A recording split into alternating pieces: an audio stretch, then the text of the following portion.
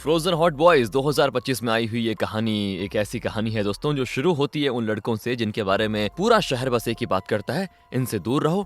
ये जुवेनाइल लड़के हैं जिन्हें हर जगह बस शोर, झगड़ा और प्रॉब्लम क्रिएट करने का टैग मिला होता है। पर इंसान हमेशा वैसा थोड़ी होता है जैसा दुनिया देख लेती है एक बार। और इसी बात को साबित करने के लिए उनकी टीचर शोम एक ऐसा कदम उठाती है जिसके बारे में सोचना भी दोस्तों सपने जैसा लगता है। और वो कदम है इन ट्रबल मेकर लड़कों को एक स्नो स्कल्पचर कंपटीशन के लिए तैयार करना। मतलब जिन लड़कों ने बर्फ को कभी हाथ तक नहीं लगाया वो स्कल्पचर कहाँ से बनाएंगे यार। फिर भी ये टीम ट्रेनिंग शुरू करती है। ट्रेनिंग के दौरान बर्फ इनके लिए सिर्फ एक ठंडी चीज नहीं रहती, ये उनके गुस्से को ठंडा करती है, उनकी जिद को शेप देती है, उनके बीच एक नई सी दोस्ती जमा देती है जो अटूट बन जाती है दोस्तों। लेकिन कंपटीशन उनके लिए स्टेज है, पर असली जंग उनके अंदर चल रही होती है कि कौन अपने पास्ट से आगे बढ़ पाएगा, कौन गिरकर उठकर सीखेगा और कौन अपनी वैल्यू पहली बार महसूस करेगा। ये कहानी एक सॉफ्ट, वार्म और दिल को पिघला देने वाली कहानी है दोस्तों, जहां बर्फ नए मौके की तरह गिरती है और इन बदमाश लड़कों की जिंदगी में पहली बार एक उम्मीद जगाती है। इसलिए आप बस आराम से बैठ के रहिए क्योंकि मूवी में कोई रॉकेट साइंस है नहीं जो दिमाग लगाना पड़े, बस आप सुकून से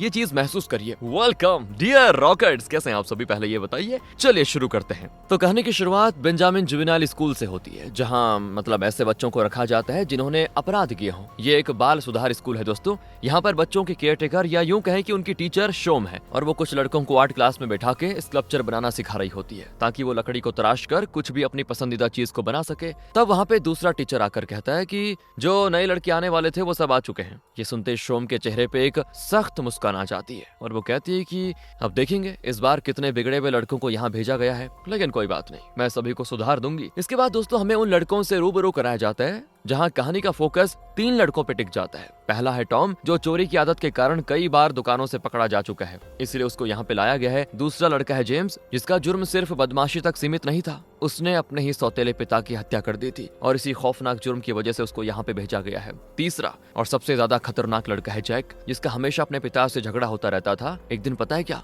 गुस्से में उसने अपने पिता को इतनी बुरी तरह से मारा कि जान चली गई। और जब उसे किसी और बाल सुधार स्कूल भेजा गया तो वहाँ भी उसने अपना गुस्सा आग के रूप में निकाला और पूरा स्कूल जला दिया। ये पहला स्कूल नहीं था, जैक अभी तक 3 स्कूल जा चुका होता है और तब जाकर उसको यहाँ पे लाया गया है। इन तीनों के एंट्री के साथ ही साफ हो जाता है कि ये सिर्फ एक सुधार केंद्र नहीं बल्कि एक ऐसी जगह है जहाँ पे हर पल कोई नया तूफान उठ सकता है दोस्तों। ये सारे लड़के 18 साल से कम उम्र के हैं। बाल सुधार स्कूल का नियम एक ही है, अगर बच्चे यहाँ रहते हुए डिसिप्लिन फॉलो करें और अपने आप को सुधार लें तो इनके जुर्म छोटे माने जाएंगे और जैसे ही ये 18 साल के हो जाएंगे इन्हें रिहा कर दिया जाएगा। लेकिन अगर ये सुधरने के बजाय और ज्यादा बदमाश हो जाते हैं या फिर इनका किया हुआ जुर्म बहुत ही बड़ा और संगीन हो तो जैसे ही ये 18 साल के होंगे सीधा जेल भेज दिया जाएगा। वहाँ उन्हें पूरी सजा काटनी होगी और सजा पूरी होने के बाद ही उनकी रिहाई होगी। यही रूल है दोस्तों इस जगह का, जो इस जगह को और भी ज्यादा खौफनाक बना देता है क्योंकि यहाँ पे हर लड़का जानता है कि एक छोटी सी गलती उसकी पूरी जिंदगी का रुख बदल देगी। तो यहाँ पे आने के बाद शोम एक एक करके सभी लड़कों का इंटरव्यू लेती है। वो उनसे सवालों पे सवाल करती है, उनके पास्ट के बारे में पूछती है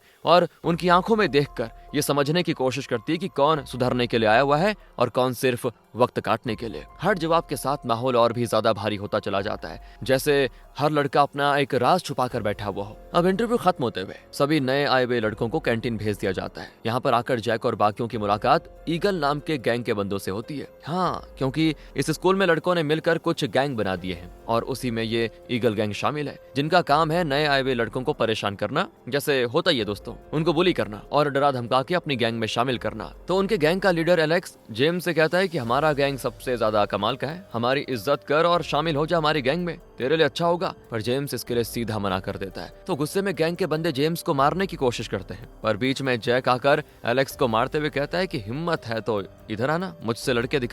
जेम्स को हाथ भी लगाया ना तो अच्छा नहीं होगा। दरअसल जेम्स जैक का ही दोस्त है दोस्तों और वो अपने ही दोस्त को मार खाते हुए नहीं देख पाता, और तब वहाँ पे गार्ड्स आकर उनका झगड़ा खत्म करवा देते हैं। इसके बाद स्कूल की वार्डन सभी लड़कों के सामने खड़ी होकर कहती है, आप सभी को यहाँ पे सुधारने का मौका देने के लिए लाया गया है। उम्मीद है आप सभी को जो भी आपका पास्ट है उसे भुलाकर एक नई शुरुआत करेंगे आप लोग और एक अच्छा कदम बढ़ाएंगे फ्यूचर की ओर। उसकी बातें हौसला देने वाली होती हैं दोस्तों, लेकिन हकीकत तो बिल्कुल अलग थी, क्योंकि वार्डन की स्पीच के दौरान ना किसी की आंखों में उम्मीद होती है, ना किसी के चेहरे पे परिवर्तन का इरादा। ज्यादातर लड़के यहाँ वहाँ देखते रहते हैं, कोई हंसता है, कोई बोर सा लगता है। साफ लग रहा है कि यहाँ मौजूद ज्यादातर लड़के अभी सुधरने के लायक है ही नहीं। तो अब रात की बात है, शोम वार्डन के कमरे में आती है क्योंकि वो शोम की माँ है। शोम अपनी माँ से नाराज है दोस्तों, क्योंकि उन्होंने जबरदस्ती शोम को यहाँ का टीचर बना दिया, जबकि वो तो दुनिया घूमना चाहती थी। स्कल्पचर बनाना उसको बहुत ही अच्छा लगता था, तो वो यही करना चाहती थी। लेकिन वार्डन ने ये करने से साफ मना किया हुआ है, क्योंकि इसमें कोई खास फ्यूचर है नहीं। ऊपर से स्कल्पचर से शोम के पिता की यादें जुड़ी हुई है, जिसने अब शोम और उसकी माँ को छोड़ दिया है वैसे, और वो जापान में अपने दूसरे परिवार के साथ रहता है। इसीलिए उससे जुड़ी कोई भी चीज वो शोम को करने नहीं देना चाहती। बेचारी शोम हालांकि अपने पिता से दूर तो है, लेकिन वो आज भी अपने पिता से बातें करती है। हमेशा से शोम को अपने पिता से मिलने का मन करता रहता था, लेकिन वार्डन की वजह से वो मिल नहीं पाती। तभी उसके पिता जापान में गिर रही बर्फ की उसे फोटोज भेजते हैं, जो देखकर शोम का मन लग जाता है कि वो जापान जाकर अपने पिता से मिले। तो उसके पिता कहते हैं कि सोच क्या रही हो बेटा, आ जाओ यहाँ पे। ये सुनकर शोम खुश तो होती है, लेकिन वो जानती है यार कि उसकी माँ उसको ऐसे जापान तो नहीं जाने देगी। तब शोम को पता चलता है कि जापान में एक इंटरनेशनल स्नो स्कल्पचर कंपटीशन होने वाला है, और जो भी उसमें पार्टिसिपेट करेगा उसे जापान जाने का मौका मिलेगा। असल इरादा तो अपने पिता से मिलने का था उसका, इसीलिए शोम फैसला करती है कि वो इस कंपटीशन में हिस्सा लेगी। लेकिन अब सबसे बड़ी प्रॉब्लम ये होती है कि टीम कहाँ से आएगी। उसके पास जो स्टूडेंट्स हैं वो सभी के सभी अपराधी हैं, जिन्हें डिसिप्लिन क्या होता है दोस्तों कुछ पता ही नहीं है। आर्ट तो दूर की बात है, फिर भी शोम हार मानने वालों में से नहीं है। वो आर्ट क्लास के अंदर सभी स्टूडेंट्स को लकड़ी से स्कल्पचर बनाने का काम देती है। ज्यादातर लड़के टूल्स को हाथ में पकड़कर ही घबरा जाते हैं, जैसे उन्हें समझ ही नहीं आ रहा है कि शुरू कहाँ से करें। लेकिन इसी भीड़ में दोस्तों जैक लकड़ी से एक बेहद ही खूबसूरत चिड़िया बना देता है। ये देखकर शोम बिल्कुल हैरान, पूछती है कि तुमने कैसे बनाया, बहुत ही कमाल का है। जैक कहता है कि अरे स्कल्पचर बनाना तो मेरे खानदान का पुराना काम है, मैं बचपन से यही करता आया हूँ। बस दोस्तों यही वो पल होता है जहाँ शोम को महसूस होता है कि शायद उसे वो टैलेंट मिल गया है जिसकी उसे तलाश थी। ऐसे हाथ जो बर्फ पर भी जान डाल दें। और वो जैक को बर्फ का एक टुकड़ा देती है और कहती है इस पर कुछ करके दिखाओ, दिखाओ दिखाओ क्या बना सकते हो तुम। तो जैक थोड़ा झिझक कर कहता है कि बर्फ पर मैंने कभी काम नहीं किया, लकड़ी से बना सकता हूँ पर बर्फ अलग चीज है। तो शोम उसको हौसला देते हुए कहती है कि कोशिश तो करो, क्या पता बन जाए। जैक ट्राई करता है दोस्तों, और हैरानी की बात पहली कोशिश में वो बहुत ही अच्छा चीज बना देता है, जो देखकर शोम और हैरान। काम खत्म होने के बाद जैक शोम से पूछता है कि आखिर आप मुझसे ये सब करवा क्यों रही है। तो शोम उसको जापान के कंपटीशन के बारे में बताती है और कहती है कि अगर हम ये कंपटीशन जीत जाए ना तो ये कितनी बड़ी बात होगी ना। लेकिन पता नहीं क्यों ये सुनकर जैक का चेहरा उतर जाता है। ये कहते हुए वो चला जाता है कि मुझे किसी भी कंपटीशन में पार्टिसिपेट नहीं करना। अगले सीन में बच्चों से मिलने के लिए उनके पेरेंट्स आते हैं, जहाँ जैक के पिता भी आए होते हैं। जैक आज भी अपने पिता से नाराज है दोस्तों। दरअसल जब वो अपराधी नहीं बना था तब उसके पिता हमेशा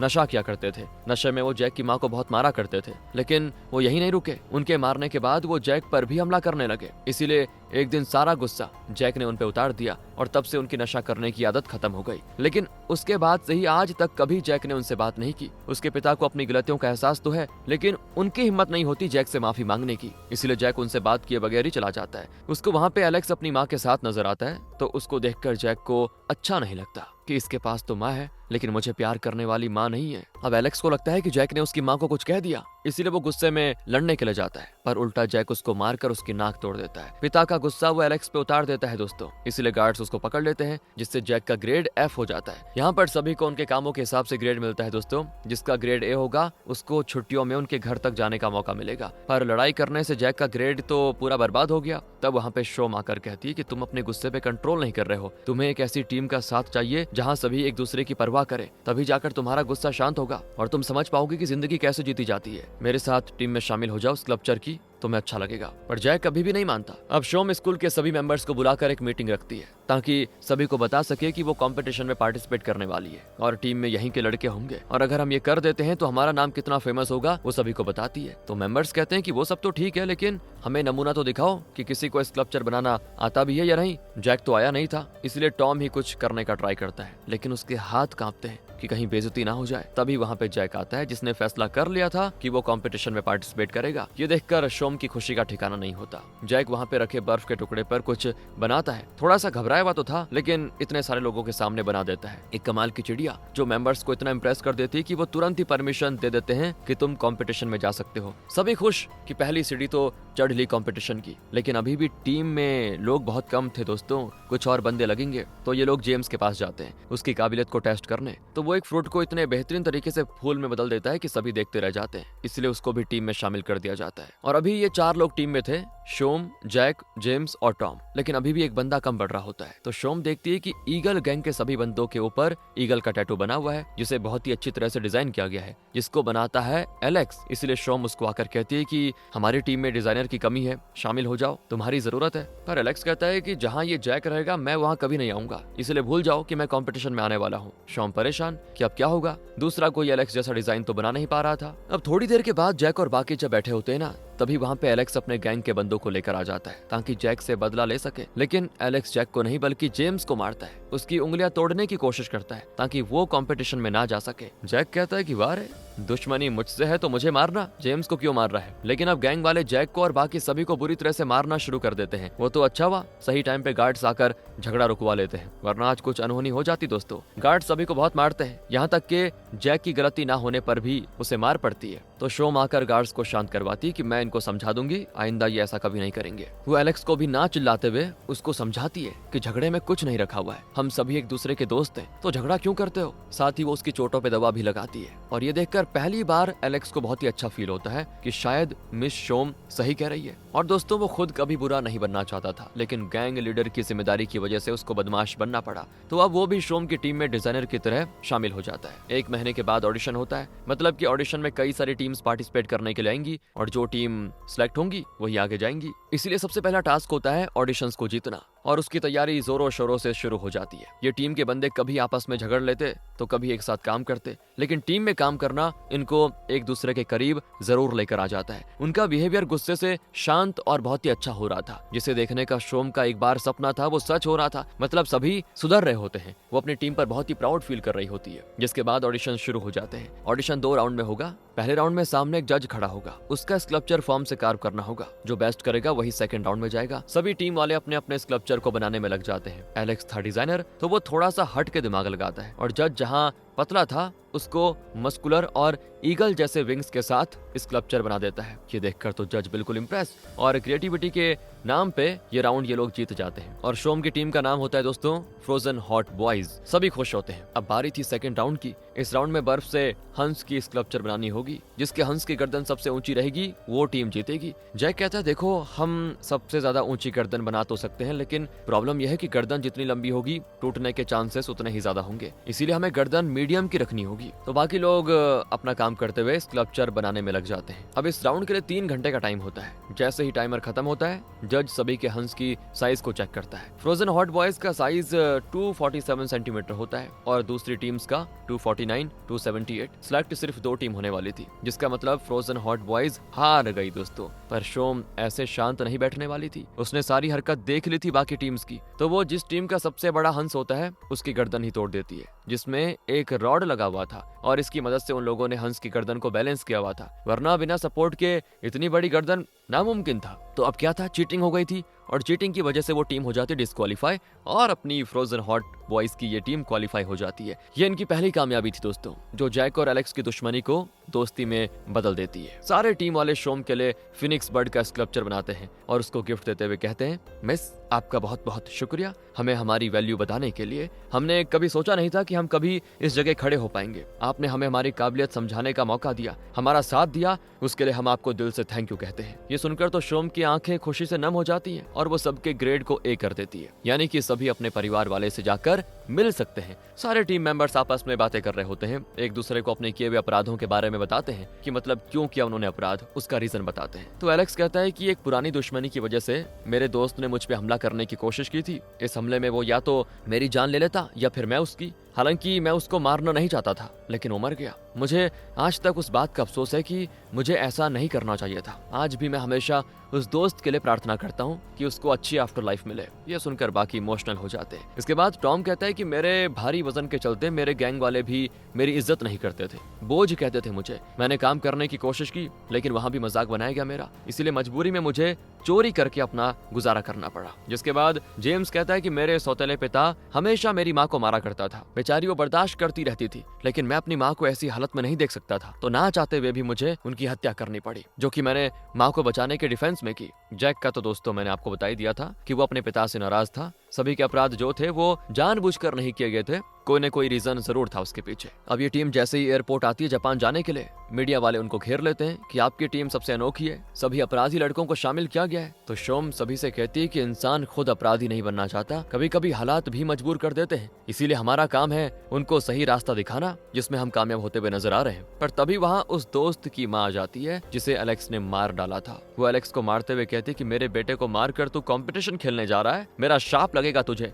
कि जिंदगी भर तड़पते रहेगा, कभी सुकून नहीं मिलेगा तुझे, हत्यारा है तू मेरे बेटे का, जिस तरह से तूने मेरे बेटे को मारा तू भी वैसे ही तड़प तड़प कर मरेगा। एलेक्स का दिल टूट जाता है यार। वो शोम से कहता है कि मिस माफ करना, लेकिन मैं कंपटीशन में नहीं आ पाऊंगा। शायद उन्होंने सही कहा, उस दिन मेरे दोस्त की जगह मुझे मर जाना चाहिए था। ये सुनकर शोम और उसके सारे दोस्त उससे कहते हैं कि देखो इसमें तुम्हारी कोई गलती नहीं है, वो एक हादसा था जो गुजर गया, उस हादसे को याद करके अपने आने वाले कल को खराब मत करो, हम सब तुम्हारे साथ हैं, सब ठीक हो जाएगा। तो अपने दोस्तों की खातिर एलेक्स मान जाता है। आज अगर ये दोस्त और शोम नहीं होती ना तो पक्का गिल्ट में आकर एलेक्स ने गलत कदम उठा लिया होता, लेकिन सभी ने उसको संभाल लिया है। और अब पूरी टीम जापान पहुंच जाती है। यहाँ पर आते सबके चेहरों पे एक अलग ही हैरानी और खुशी होती है, क्योंकि ये उनकी जिंदगी का पहला जापान ट्रिप है। नई जगह, चमकती सड़कें, बर्फ से ढके पहाड़ और अलग से कल्चर, सब कुछ उनके लिए किसी सपने से कम नहीं था। पहले दिन तो सब खुलकर मजे करते हैं दोस्तों, हंसी मजाक, तस्वीरें और एक अनजानी सी आजादी का एहसास, जैसे कुछ पल के लिए वो अपना पास्ट भूल गए हो। लेकिन अगले दिन कंपटीशन होने वाला था। सारे लोग सोशल मीडिया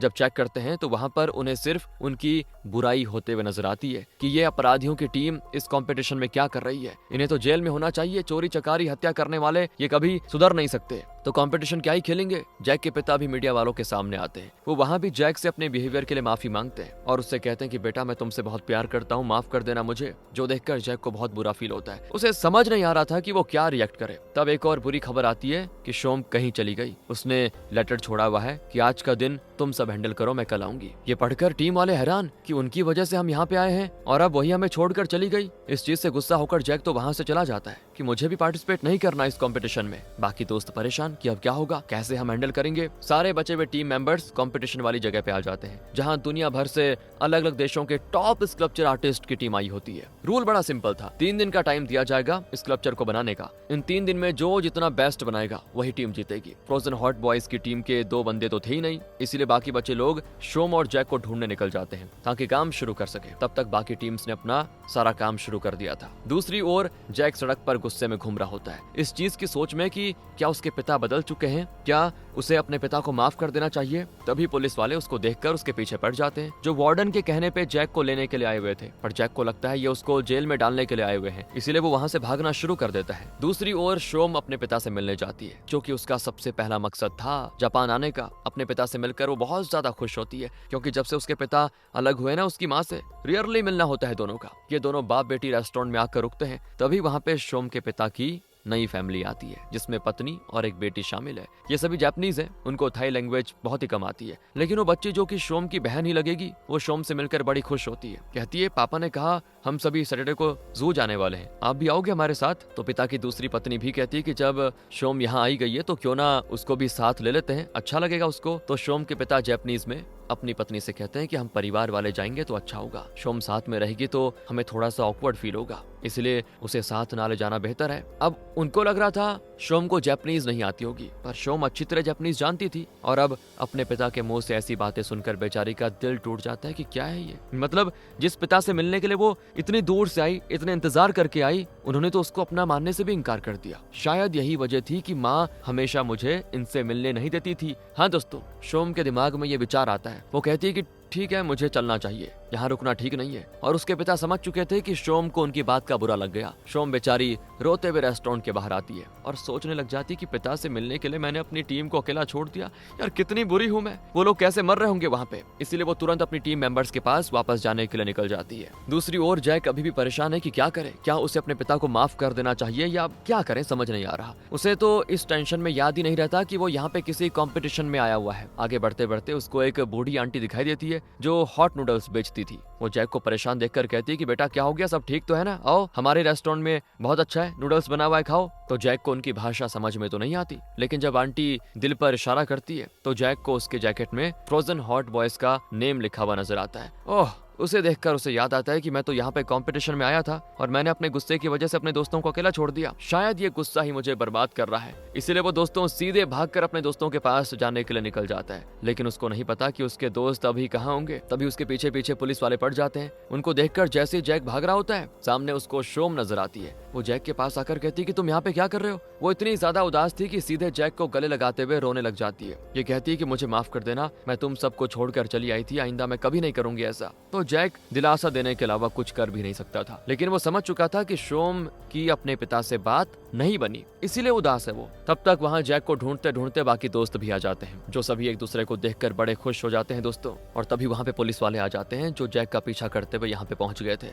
तब शोम का साथी टीचर, जो कि सीक्रेटली ईगल गैंग का मेंबर था और उसी ने ईगल गैंग की सबसे पहली शुरुआत की थी, वो अपना शर्ट निकालकर पुलिस वालों से लड़ने को तैयार हो जाता है और बाकियों से कहता है कि तुम सब जाओ यहाँ से, मैं इनको संभालता हूँ। पुलिस वाले भी हैरान कि यार हम पकड़ने नहीं आए हैं, बल्कि तुम लोगों की सेफ्टी के लिए वार्डन ने हमें यहाँ पे भेजा हुआ है। पर वो टीचर तो कुछ सुनने को तैयार नहीं था, वो सीधे उन पे कूद जाता है। लेकिन शोम उसको हटाते हुए कहती है कि बेवकूफ, इन पर क्यों हमला कर रहे हो, ये हमारे साथ है। तो दूसरा टीचर और सारे टीम मेंबर्स पुलिस से माफी मांगते हुए कहते हैं कि सॉरी, अब एक दिन तो दोस्तों इनका पूरा वेस्ट हो चुका है, सिर्फ 2 दिन बचे हुए हैं, उसी के अंदर इनको बनाना होगा कुछ बढ़िया सा, जबकि बाकी की टीम्स का तो आधा काम हो भी चुका है। तो अब फ्रोजन हॉट बॉयज की टीम थोड़ा सोचने के बाद फैसला करती है कि वो बनाएंगे फिनिक्स बर्ड, जो हमारी उम्मीदों की तरह बुलंद होगा। भले ही हम लेट शुरू कर रहे हैं, लेकिन हमारी हिम्मत और ताकत हमारे साथ है। तो अब पूरी टीम फिनिक्स बनाने में लग जाती है। डिजाइन करता है एलेक्स, जेम्स डिटेल्स भर रहा होता है, जैक का सबसे मेन काम होता है बड़े बड़े पार्ट्स को कार्व करना और टॉम को सामान उठाकर यहाँ वहाँ देना, और स्ट्रक्चर का बैलेंस बनाए रखने का काम होता है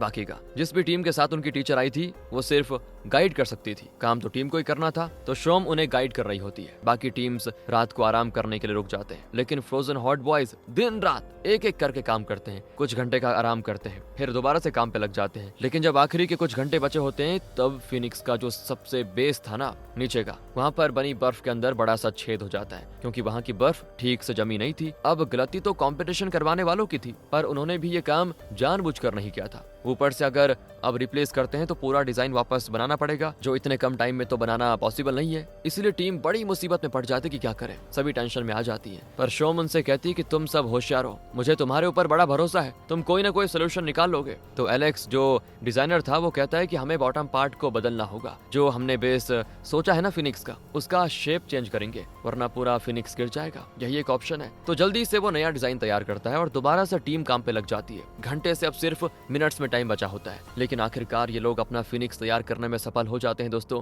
बाकियों का बनाया हुआ स्कल्पचर भी बहुत ही शानदार होता है। अब जजेस के फैसले से ही विनर डिसाइड होगा। लेकिन जब आखिरी के 5 मिनट्स बचे होते हैं, तभी एक जोरदार हवा चलती है जो फिनिक्स के पंख को ही तोड़ देती है। पूरी टीम जैसे तैसे पंख को पकड़कर उसको जोड़ने में लग जाती है। अगर टाइमर खत्म होने से पहले पंख नहीं जुड़ा तो समझो डिस्क्वालीफाई। इनका तो पंख जा रहा था, लेकिन दूसरी टीम का तो पूरा स्कल्पचर ही हवा के झोंकों से टूटकर बिखर जाता है। ये देखकर फ्रोजन हॉट बॉयज बिल्कुल घबरा जाते हैं। माहौल में एकदम सी टेंशन भर आती है। बिना एक पल गवाए सब लड़के टूटे हुए पंख के टुकड़ों को जोड़ने में लग जाते हैं। कोई बर्फ को पकड़ता है, कोई उस पर बर्फ पानी लगाता है ताकि टुकड़े फिर से जुड़े। वक्त बहुत ही कम होता है, सांसें बड़ी तेज चल रही होती है और आंखों में सिर्फ एक जुनून होता है कि कैसे भी करके स्कल्पचर को बनाना दोस्तों। और जैसे टाइमर आखिरी सेकंड पे रुकता है, उनका पंख फिर से जुड़ जाता है। वो पल क्या कहें, किसी जीत से कम नहीं था। और अब बारी थी विनर अनाउंस करने की, लेकिन अफसोस फ्रोजन हॉट बॉयज सेकंड आते हैं और फर्स्ट प्राइज वाली टीम कोई और होती है। हाँ दोस्तों, वो कंपटीशन नहीं जीते, लेकिन इस सफर में उन्होंने जो जीता है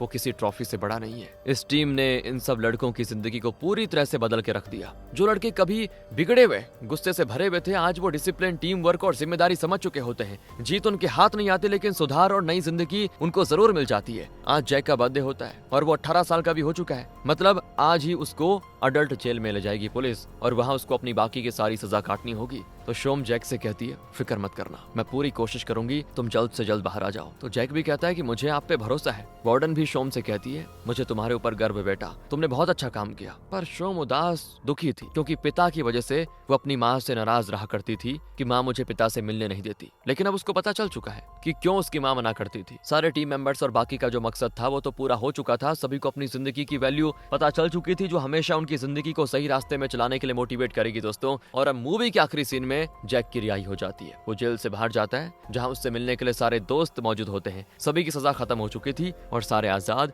सारे दोस्त एक साथ खड़े होकर एक नई जिंदगी की शुरुआत करने का फैसला करते हैं। अब उनके कदम उस रास्ते पे बढ़ने वाले होते हैं जहाँ उन्हें पास्ट भुलाना था, फ्यूचर बदलना था। बाकी दोस्तों कहानी यहाँ पर खत्म हो जाती है। मिलते हैं आपसे अगली वीडियो में, ध्यान रखिएगा अपना। Thanks for watching.